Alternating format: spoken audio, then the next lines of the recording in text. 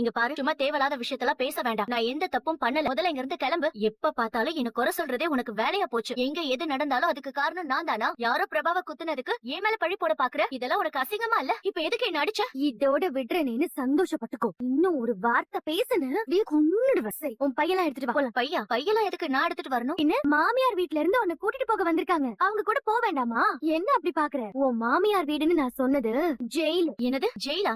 என்ன பயமுறுத்துறியா? நீ என்ன ஏமாத்துறியா? இங்க பாரு, ஏமாத்துறது, பொய் சொல்றது, நயவஞ்சகம், துரோகம், இது அத்தனையும் சேர்ந்த மொத்த உருவம் நீதான் அனாமிகா. ஒழுங்கா நீயா ஹாலுக்கு வந்துட்டேன்னா நல்லது. இல்ல போலீஸ் இங்க வந்து உன்னை குண்டு கட்ட தூக்கிட்டு போக எப்படி வசதி? நான் எந்த தப்பும் பண்ணல. இவங்களை யாரு வர சொன்னது? நான் தான் தப்பு பண்ணேன்னு உங்களுக்கு யாரு கம்ப்ளைண்ட் கொடுத்தது? எல்லாம் ஒரு ஒண்ணாமா பேர்பட்ட காரியத்தை பண்ணிட்டு நான் ஒண்ணுமே பண்ணலன்னு சாதிக்கிறீங்க. உனக்கெல்லாம் மனசுல கொஞ்சமாவது ஈவு இறக்கம் இருக்கா? உப்பு போட்டு தானே தின்ற. இந்த வீட்டுல உனக்கு என்ன குறை வச்சோம்? உன்னையும் எங்க பேத்தியா தானே பார்த்தோம். அப்படி இருந்தும் இந்த குடும்பத்துக்கே துரோகம் பண்ண உனக்கு மனசு உறுத்தலையா? உனக்கு என்ன நெஞ்சு அழுத்த இருந்தா அனாமிகா மகாவிய பிரபாவையும் கொல்ல பாத்திருப்பேன். ஏற்கனவே அழகிய விஷயத்துல போனா போகுதுன்னு உன்னை மன்னிச்சு விட்டோம். இப்ப கூட அழகிய ஹாஸ்டல்ல விட்டுருக்கிறதுக்கு காரணமே நீதான். ஏன்னா நீ எப்ப என்ன பண்ணுவ, யாருக்கு புரிய வைப்பேன்னு யாருக்குமே தெரியாதே. அதனாலதான் சூர்யாவும் மகாவும் அப்படி ஒரு முடிவு எடுத்தாங்க. ஏன் அனாமிகா உனக்கு மட்டும் புத்தி இப்படி போகுது? நீ ஒழுங்கா இருந்திருந்தா விஜய் கூட சேர்ந்து சந்தோஷமா வாழ்ந்திருக்கலாம்ல. நீ என்னடானா வந்த நாள்ல இருந்து இப்படி தப்பு மேல தப்பு பண்ணிக்கிட்டே போறியே. ஏன் அனாமிகா இதெல்லாம் ஒரு நல்ல குடும்பத்துல பிறந்த பொண்ணு பண்ற வேலையா? இங்க பாருங்க, இவங்க சொல்றது எல்லாமே போய் நம்பாதீங்க.